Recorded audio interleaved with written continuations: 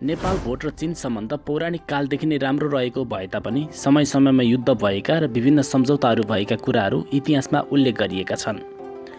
आजको भिडियोमा हामी नेपाल तिब्बत चीन सम्बन्धको बारेमा तयार पारिएको भिडियो सामग्री प्रस्तुत गर्दैछौँ। त्यसैले यस भिडियोलाई लाइक गरी शेयर पनि गरिदिनुहोला। तपाईको एक लाइक र एक शेयरले हामीलाई थप हौसला प्रदान गर्नेछ। आउनुहोस् सुरु गरौँ। हाम्रो देश नेपालको उत्तरतिर रहेको छिमेकी देश चीनसँग नेपालको 1500 वर्षभन्दा पनि पुरानो सम्बन्ध रहेको छ। हुन त नेपाल चीनको सम्बन्ध पौराणिक कालदेखि नै रहेको पाइन्छ, किनभने चीनबाट आएका मञ्जुश्रीले उपत्यकाको पानी हटाई काठमाडौँलाई बसोबासका लागि योग्य बनाएका थिए भन्ने प्रसङ्गले नेपाल र चीनको शताब्दीौँ पुरानो सम्बन्ध रहेको थियो भन्ने कुरा स्पष्ट बनाउँछ। त्यस्तै गरेर भोट तिब्बतसँग प्राचीन कालदेखि नै नेपालको वाणिज्य र धार्मिक सम्बन्ध रहेको पाइन्छ। नेपालले नेपालमा उत्पादित वस्तु तिब्बत तथा चीनमा लगेर बेच्ने गरेको र ठूलो सङ्ख्यामा नेपाली व्यापारीहरू तिब्बतमा व्यापारका सिलसिलामा बसेको प्रसङ्ग इतिहासमा उल्लेख गरिएको छ। त्यस्तै गरेर विभिन्न विद्वानहरूले बौद्ध धर्मको अध्ययन गर्न आवत जावत गरेका विभिन्न प्रसङ्गहरू पनि पाइन्छन्। ईस्वी सम्वत 640 मा तिब्बतबाट 22 जना विद्वानहरू केरुङ नाका हुँदै नेपाल आएका थिए। त्यतिबेला नेपालका राजा नरेन्द्रदेव थिए भने तिब्बतका राजा चाहिँ स्रोङचङ गोम्पो थिए। चीनबाट आएका ती विद्वानहरूले राजालाई उपहार लिएर आएका थिए भन्ने कुरा इतिहासमा उल्लेख गरिएको छ। त्यस्तै गरेर ती विद्वानहरूले लामो समयसम्म काठमाडौँमा बसी अध्ययन गरेर लुम्बिनीमा समेत गएका थिए। लुम्बिनीमा भगवान गौतम बुद्धको जन्मस्थलको अध्ययन गरी मगधमा गएका थिए। मगधमा गएका ती बौद्ध भिक्षुहरूलाई त्यहाँका शासकले पक्राउ गरेर कतिपयलाई मृत्युदण्ड दिई कतिपयलाई थुनामा राखेका थिए। जब यो समाचार चिनिया सम्राटले पाए, त्यसपछि ती यात्रुहरूलाई सकुशल घर फर्काइदिन अनुरोध गर्दै एक पत्र लेखी घोडासवार सेनासहित चिनिया टोलीलाई काठमाडौँ पठाए। त्यसपछि राजा नरेन्द्र देवले थप आफ्ना सैनिकहरूलाई पठाई मगधमा चढाई गरे। 30 यात्रुहरूलाई सकुशल फिर्ता ल्याएर त्यस शासकलाई समेत पक्राउ गरी चीनमा पठाइदिए।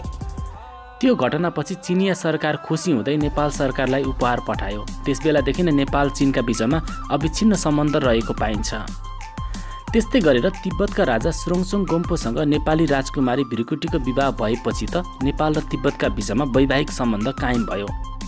त्यस समयमा थुप्रै नेपाली व्यापारीहरूले पनि तिब्बतका चेलीहरूसँग वैवाहिक सम्बन्ध जोडेका थिए। त्यस्तै गरेर अरनिको लगायतका नेपालका प्रसिद्ध विद्वानहरूले चीनका विभिन्न बौद्ध मन्दिर तथा गुम्बाहरू पनि बनाएका छन्। अरनिकोले सन् 1400 मा 80 जना नेपाली कालीगढहरूलाई लिएर तिब्बतमा गई विभिन्न चैत्य तथा बिहारहरूको निर्माण गरेका थिए।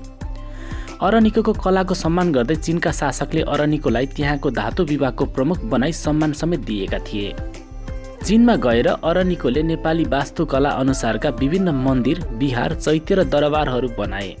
उनले चीनको राजधानी बेइजिङमा बनाएको प्यागोडा शैलीको दरबार हालसम्म पनि देख्न सकिन्छ। त्यसपछि राजकुमारी भृकुटीको तिब्बत आगमनपछि त्यहाँ बौद्ध धर्म र सभ्यताको विकास भयो। समय समयमा बौद्ध दर्शनको अध्ययन र ध्यान गर्न तिब्बतबाट अनेकौं बौद्ध भिक्षुहरू नेपालमा आउन थाले। यो क्रम आजसम्म पनि निरन्तर नै छ। प्राचीन कालमा नेपालले उनबाट बनेका विभिन्न सामानहरू तथा हस्तकलाका विभिन्न सामानहरू चीन तथा तिब्बतमा लगेर व्यापार गरेको पाइन्छ। त्यस समयमा ठूलो सङ्ख्यामा नेपाली वस्तुहरूको माग तिब्बतमा हुने गर्दथ्यो। तिब्बतमा नेपाली मुद्रा चल्दथ्यो। ठूलो सङ्ख्यामा नेपाली व्यापारीहरू तिब्बतमा व्यापारका सिलसिलामा बस्ने गर्दथे। पछि राष्ट्र निर्माता पृथ्वीनारायण शाहले चीनसँग राम्रो सम्बन्ध राख्नु भनेर उपदेश दिएका थिए। त्यस्तै गरेर उनले भारत र तिब्बत बीचको व्यापार नेपालको बाटो भएर गराउन तिब्बतमा नेपाली व्यापारीहरूका लागि पूर्वको आधिपत्य कायम राख्ने र नेपाली मुद्रा प्रचलनमा ल्याउने नीति लिएका थिए। त्यसपछि विक्रम सम्वत 1832 मा प्रताप सिंह शाहको पालामा तिब्बतमा नेपाली मोहर चलाउने र तिब्बतमा नेपाली नाइके रहने र सुन र चाँदीको कारोबार गर्ने व्यापारीहरूका लागि पूर्वको बाटो बन्द गरी कुती र केरुङको बाटो मात्र आवत जावत गर्न दिने एक सन्धि पत्रमा हस्ताक्षर भयो। तर यो सन्धिको पालना हुन सकेन। त्यसपछि नेपाल र तिब्बत बीचको सम्बन्ध चिस्सिन गयो। फलस्वरूप नेपाल र तिब्बतका बीचमा लडाईँ भयो, जसमा तिब्बतको हार भयो।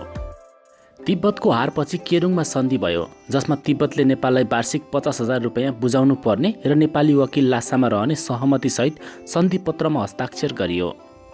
यो सन्धिको पूर्ण पालना हुन नसक्दा विक्रम सम्वत 1849 मा फेरि नेपाल र तिब्बतका बीचमा लडाईँ भयो। दोस्रो पटकको युद्धमा चीनले तिब्बतलाई सहयोग गर्यो। त्यसपछि विक्रम सम्वत 1849 मा नेपाल तिब्बत चीन बीचमा त्रिपक्षीय सन्धि भयो।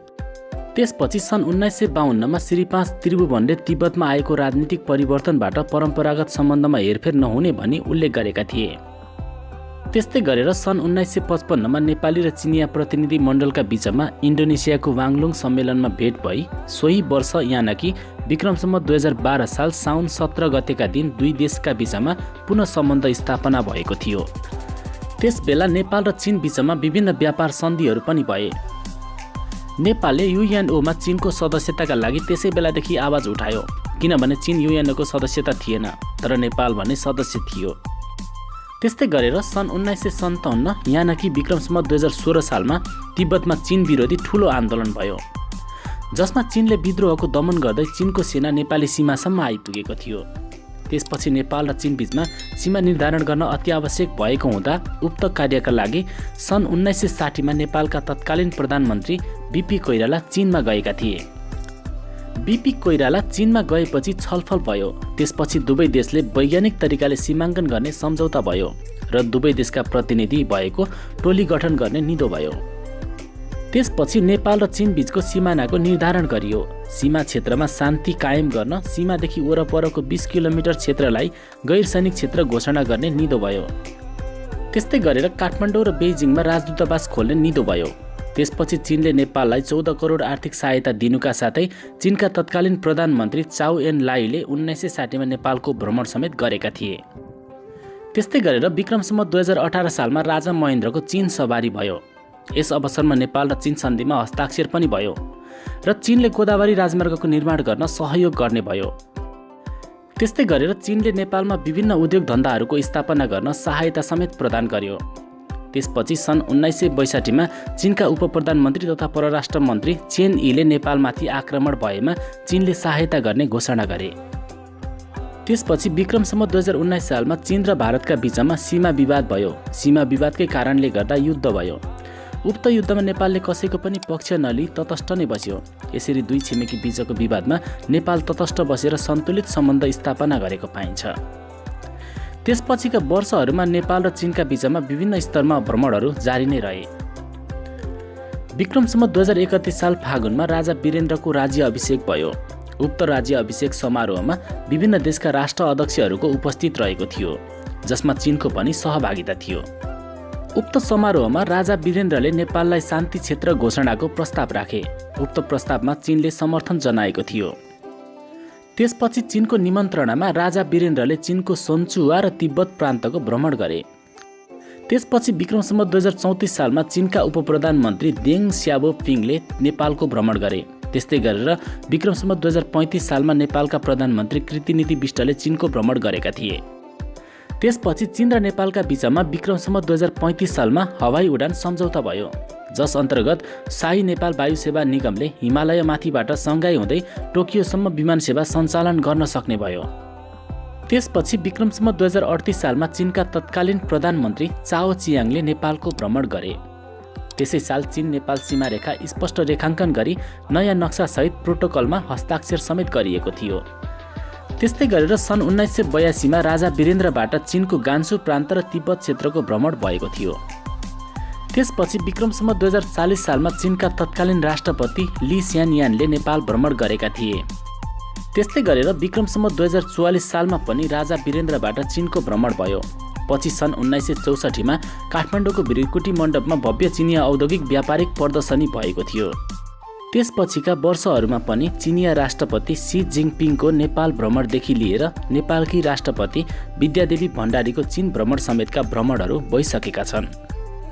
हालसम्म चीनले नेपालमा विभिन्न प्रकारका सहयोगहरू गर्दै आएको छ, जसमा राष्ट्रिय सभागृहको निर्माण, अरनिको राजमार्गको निर्माण, पृथ्वी राजमार्गको निर्माण, चक्रपथको निर्माण, ट्रली बस सेवा सञ्चालन, बाँसबारी छालाजुत्ता कारखाना, हरिसिद्धि इट्टा ट्रायल कारखाना, सुनकोशी जलविद्युत आयोजना, काठमाडौँ र वीरगन्जमा गोदाम घरहरूको निर्माण तथा भृकुटी कागज कारखाना आदिको निर्माणमा नेपाललाई सहयोग गरेको छ। त्यस्तै गरेर चीन सरकारले अन्य थुप्रै क्षेत्रमा नेपाललाई सहयोग गर्दै आएको छ। यसरी प्राचीन कालदेखि नै नेपाल र चीनका बीचमा एक सुमधुर सम्बन्ध रहेको पाइन्छ।